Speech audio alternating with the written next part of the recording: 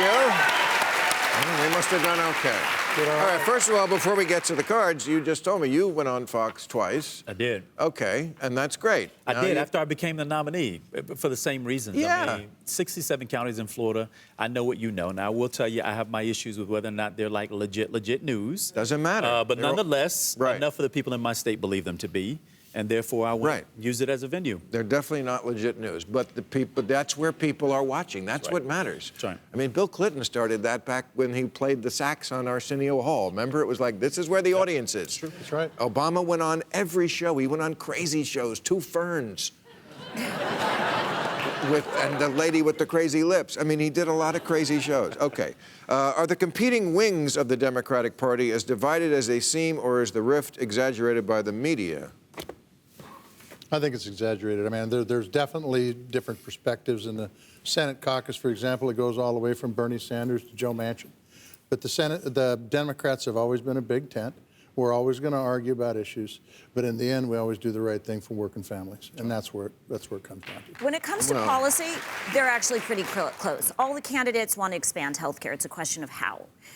They all want to address climate change, how fast. On guns, you can go down the list. But it's really emphasis. Who's emphasizing what issues, and to what extent is the cultural issues playing?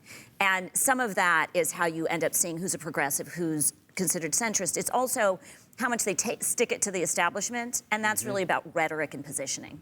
I'm not sure the Democrats have always done the right thing for the working people. Yeah, no. I mean, but for the most part, if you want to compare to the other side. But repealing Glass-Steagall, wasn't that Clinton? That wasn't. That didn't help the working class. But you know what? If you look at, I think last week the Des Moines, Iowa Des Moines Register came out and said that 40% of folks who chose Bernie Sanders as their number one chose Joe Biden as the number two. And in reverse, 37% of Joe Biden number ones chose Sanders as a number two. So so the white guys aren't having it so bad this time around. That's true too. Exactly. I do think though I think it's as much where the party is divided, I think more than anything is like generational more than it is ideological now. And you see the temperamental difference between, a Nancy Pelosi right now who says, hey, take impeachment off the table, and Congresswoman Talib who's like, just impeach the motherfucker.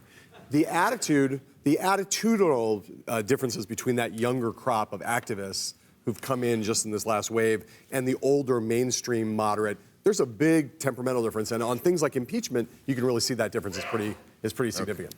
Okay. It was a wolf or barking in the audience. Isn't tight. No. Don't tell me I didn't hear a wolf bark in the audience. But out here, coyotes, they get everywhere, I tell you. If anybody has a little dog, keep it close to you because that wolf will get it. What do you think of presidential candidate Pete? Oh, I can't. Buttigieg. Thank you so much, because I'm going to. Edge. Twitter will go nuts. Edge. Need a weird name this year. Buttigieg. Yeah. I like Budapest, but Buttigieg. What do you think of President candidate Pete's suggestion that Democrats pack the Supreme Court? That is what he is suggesting. Wow, FDR tried that. It didn't work so well. Don't know about that. I will say, as just a shout out to the courts. And how would it work? I am here tonight with Norman Lear, founder of People for the American Way Foundation, legend. Yeah. And a great deal, I don't know where you are, Norman, but a great deal of that work happens to be around the courts and making sure we get good justices there, those who are not necessarily 100% in agreement with us every time, but are good judges. Do we know how this works? I mean, the Supreme Court does not have to be 9. We always used to think that, and then when they started futzing with it, we learned, oh no, it can be 15, it can be 4. How would you pack the court? You would have to pass a law to say there are now... It's a piece of legislation. Yeah. It's that simple. I mean, it really is that simple? Yeah. Wow. It's a legislative change. I mean, I imagine this would be challenged in court, and so who knows what comes of it. But this is also one of the hallmarks of progressives versus moderates. Progressives are saying the system's so effing broken, we have to do radical things to change it. You can say fucking. Like, the training I have, it's just like 17 years. But where does it stop? I mean, so we go from 9 to 15, and then the next party takes over in 15 to 27. And we're already halfway to a banana republic. We don't need to... Senator, how did you manage to survive the 2018 midterms when many of your moderate colleagues lost their elections and Trump targeted you over and over? I mean, he was unrelenting.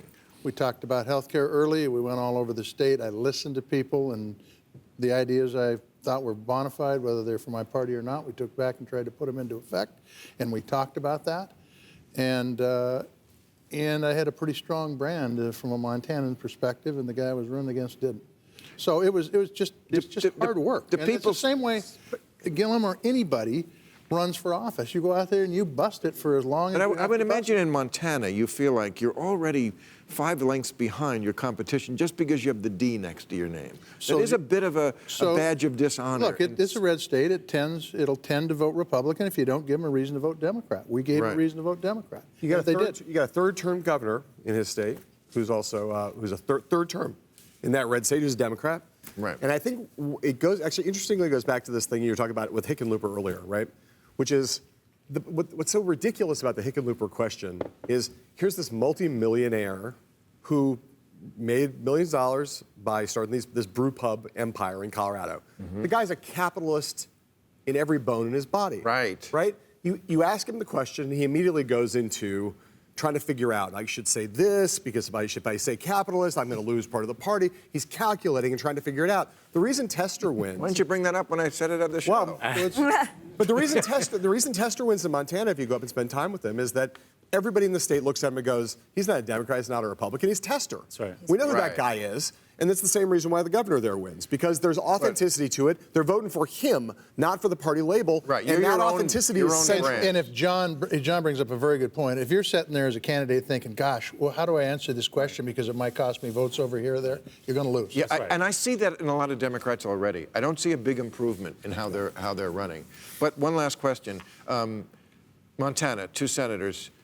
California, 2 senators. That's the way the forefathers geniusly thought it up. But we have like 40 million people, and you have how I know, many, but I've got 1 million marvelous people in my state. All right, thank you, everybody. I appreciate it.